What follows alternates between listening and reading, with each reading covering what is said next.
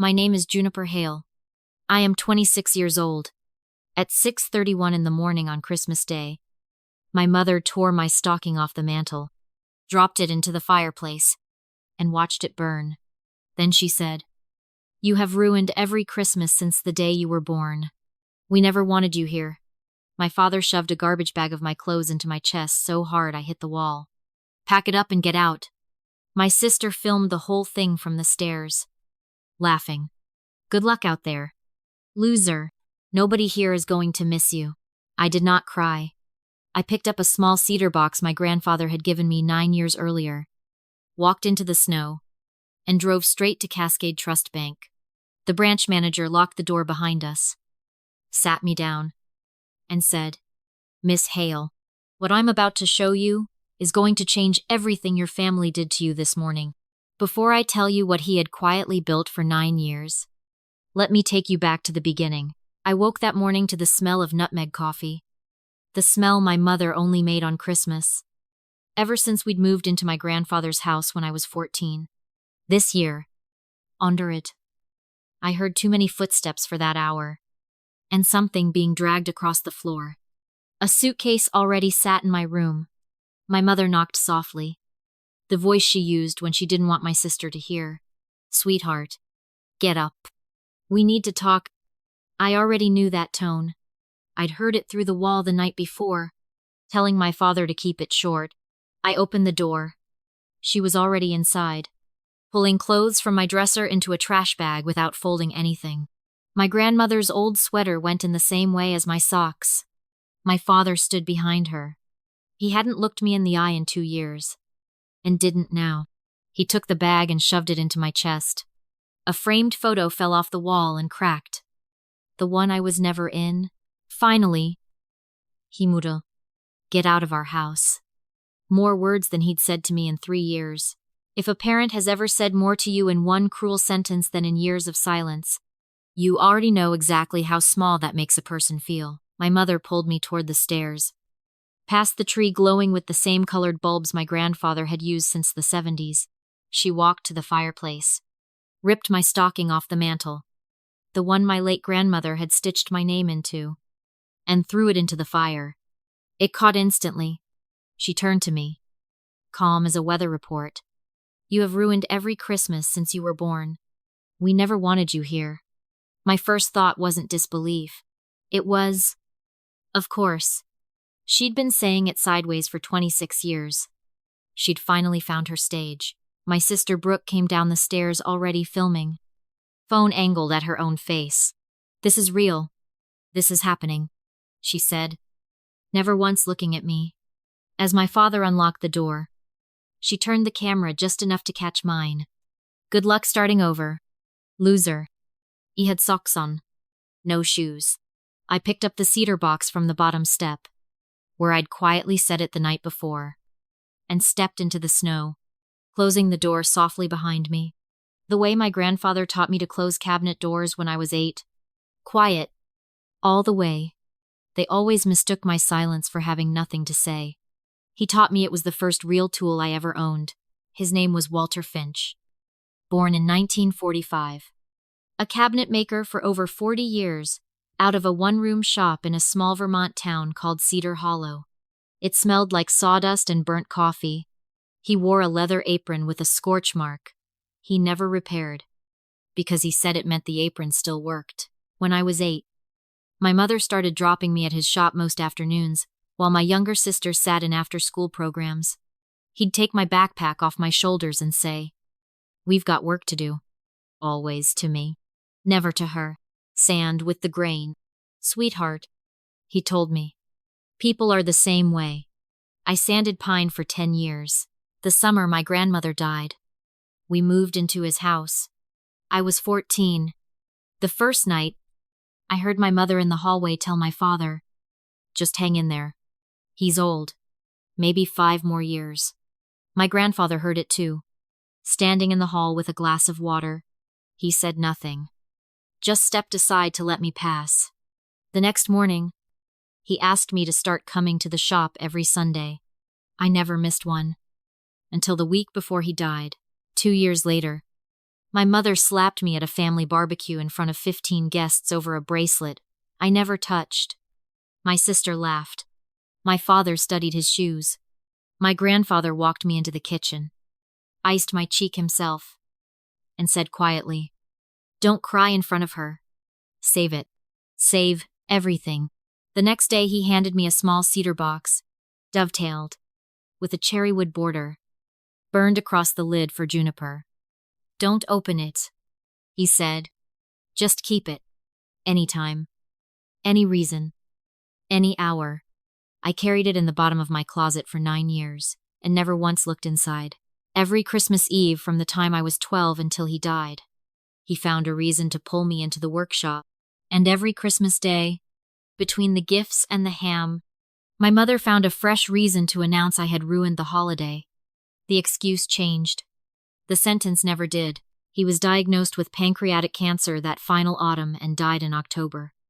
At 79, at his funeral, my mother cried louder than anyone, hand pressed to her chest, while glancing at the bookshelf where he kept his important papers. The way someone looks at a door they already believe they hold the key to. There is a particular math that families like mine practice. From the outside, it looks like ordinary parenting. One child gets private school. The other gets community college if you can pay your own way. From the inside, the math is simple. There is one child money is spent on, and one child treated as a cost to minimize. My sister's private academy tuition ran well past $150,000 across 7 years. She never worked a summer job. I paid my own way through an associate's degree with $12,000 in loans. Almina, if you've ever watched a sibling get opportunities while you got excuses, type "I know that math" below. You are not the only one who's lived it. What I didn't know was that there had always been money set aside for me too. It just hadn't reached me yet. That November, my mother posted daily to a page called Blessed Life with Diane. Thousands of followers admiring her faith and family. That same month, my sister's boyfriend Colton moved into my grandfather's old reading room and repainted it gray in 2 days. "No offense," he told me, "but your vibe doesn't really match the brand we're building." I said nothing. The night before that final Christmas, I heard my parents in the dark kitchen. "After tomorrow," my mother said, "it'll just be our real family." My father said nothing back. I took the cedar box out that night, set it on my nightstand, looked at the burned letters, and didn't open it. I slept maybe 4 hours. When I woke, it was already happening. I drove with the heater on high, a trash bag beside me, the cedar box on the dashboard, no shoes, wool socks soaked through. I parked outside the bank before it opened and finally lifted the lid. I'd never once looked under. The smell that came out was 9 years old. Faint cedar and dry paper. Inside were 4 things. A heavy brass house key on a leather tag reading front door. 1972. A folded note that said, "Anytime. Any reason. Any hour." A business card for Cascade Trust Bank with a name, Daniel Weiss. And on the back, an account number and the words, "Tell Daniel you're my granddaughter. He'll know," and a black and white photo of my grandfather in an orchard, holding a baby wrapped in a white blanket. On the back, my birth date. I sat there and cried for the first time all morning. 2 minutes. Engine running. Snow on the windshield. Then I drove downtown. Cascade Trust sat on Main Street in a brick building from the early 1900s. Warm marble floors. A small tree by the teller windows. A teller in her 40s looked up as I crossed the lobby in wet socks with a bruise darkening on my collarbone. She didn't flinch. She picked up the phone. "One moment, please." "Yes." "She's here." A man in his 60s walked out in a brown cardigan. "Miss Hale, please. Come with me. Bring the box." I hadn't mentioned the box. His office held a wooden desk I recognized instantly. One my grandfather had built. Daniel closed the door, locked it, lowered the blinds, and sat across from me. "Your grandfather has been waiting for this day for 9 years. He said, "So have I." He set down a soft Ada's volle Magel for juniper. Hold until she comes in. Sit down. What I'm about to show you is going to change everything your family did to you this morning. He didn't just leave you a key. He left you a way to undo everything. Quietly. And on paper. He opened the box, steadied the key, and smiled like an old friend. He carried this on his belt for over 40 years. He had a copy made for me. The original. He gave to you. He set it down. This is the front door key to 440 Hollow Creek Lane. Your house. The room tilted. He rested a hand over mine. Take your time, he said. I did. Over the next half hour. He walked me through it patiently. Years earlier, my grandfather had asked a lawyer if he could transfer the house into his granddaughter's name without his daughter ever knowing. The answer was yes. He signed the paperwork that week. From that day forward, the home belonged to the Finch Family Revocable Living Trust. He kept the right to live there for life. But the ownership was already mine. When he died, the trust converted automatically, and the deed passed to me. No court, no daughter ever needed to know. Until she needed to know. Your parents have been living in your house for over a year without paying you a cent, Daniel said. He turned another page, a payable on death account holding just over $91,000. Quietly built from cabinet commissions over the years. A note attached read, "For the year she'll need it." Then a plain envelope. 3 separate visits from my mother over the past year.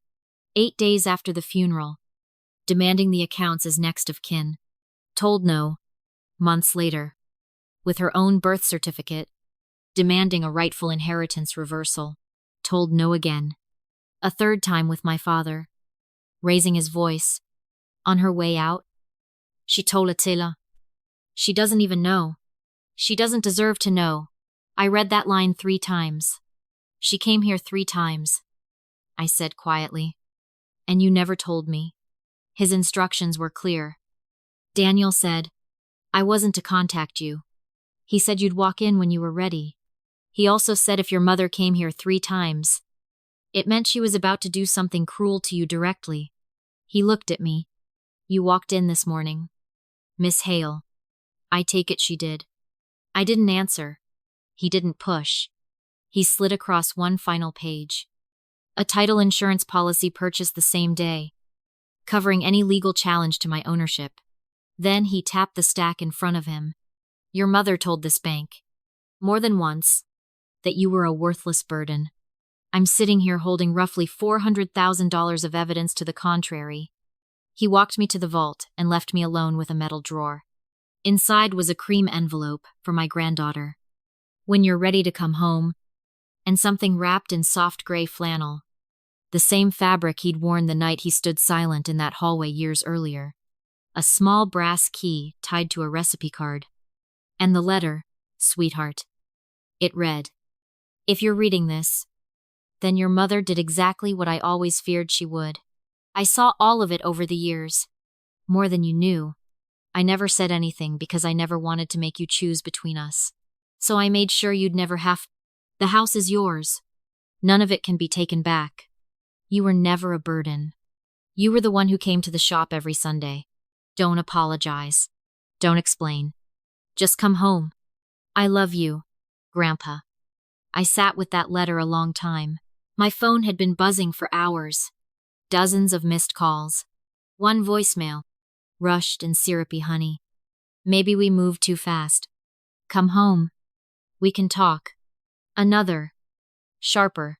That money is family money. Not just yours. Your grandfather wasn't in his right mind at the end. My sisters? 9 seconds long. My video's doing really well right now. Might be an issue. Call Mom. I deleted every one.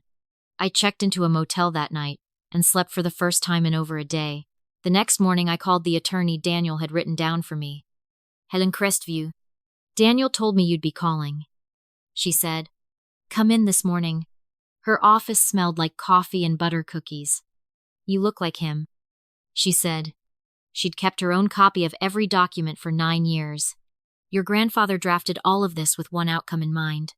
Today, we activate it. You sign 2 things. I handle the rest. The first was a 30-day notice to vacate. Under state law, she explained, someone living in a home without a lease or ownership stake is a tenant at will. Nothing more. If they refused to leave after 30 days, the court process would move quickly. And because they had no lease and no legal claim, the outcome wouldn't be in question. You don't owe them a fight, she said. You owe them paperwork. The law does the rest. I signed with a heavy pen she handed me. No ceremony to it. Justice mostly looks like a pen and a Tuesday morning. The notice was served 2 days later. My mother answered mid-haircut, foil still in her hair, wearing her bright public smile.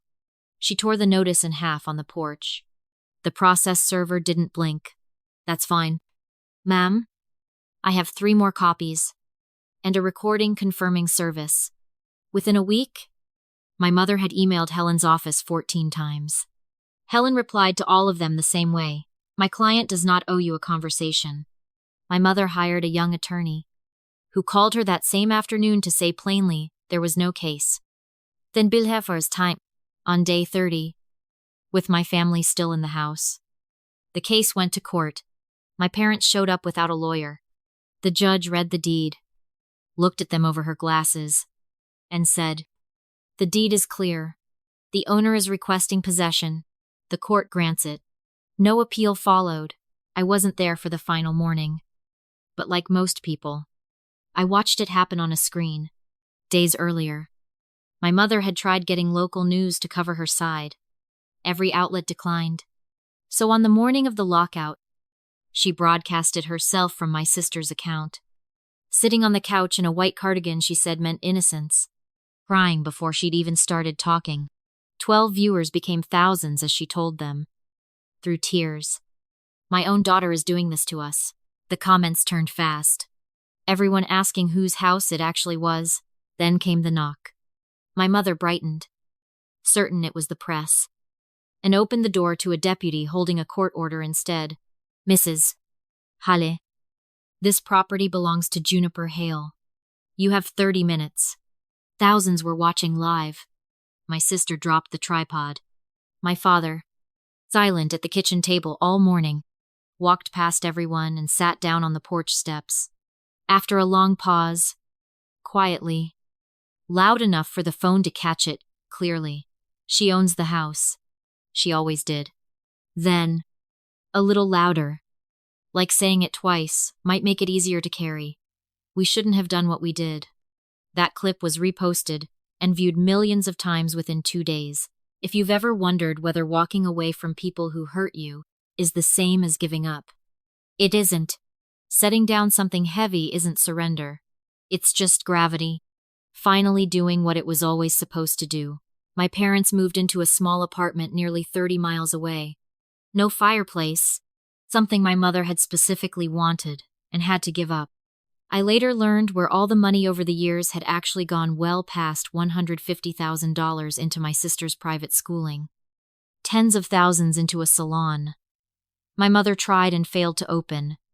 Vacations I was never included in, and savings poured into a clothing line for Colton that never produced a single item. My mother shut down her page within 2 weeks.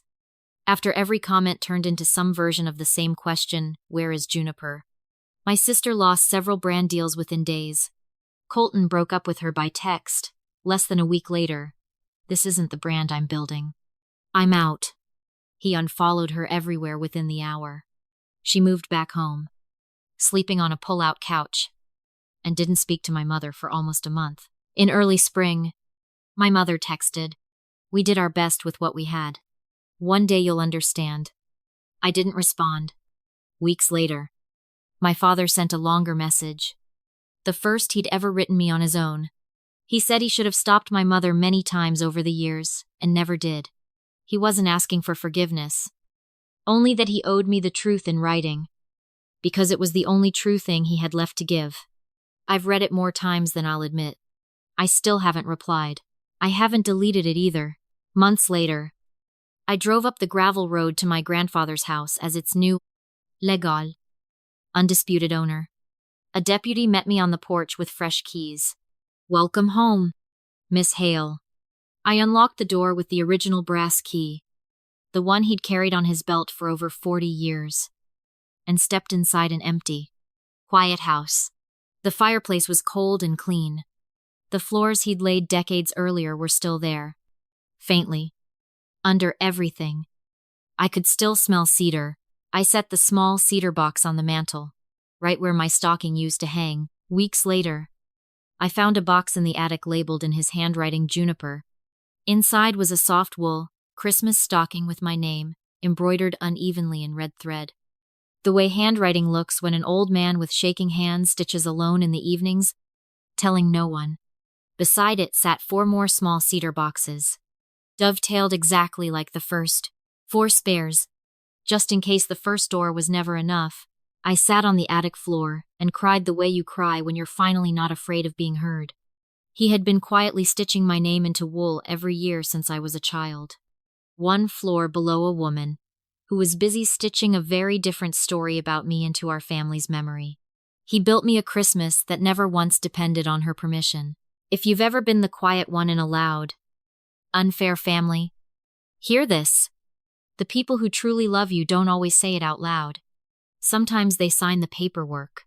Sometimes they stitch your name into wool by hand. Sometimes they spend 9 years quietly building a door and leave it exactly where you'll find it the day you finally need to walk through one. My name is Juniper Hale. I am 26 years old. I live in the house my grandfather built with his own hands and quietly signed over to me years before I ever knew I'd need it. There is a fireplace. There is a stocking on the mantel with my name in red thread. And there is a door. One he built for me long before I understood I would ever have to walk through it myself. I closed it gently behind me tonight. All the way, just like he taught me.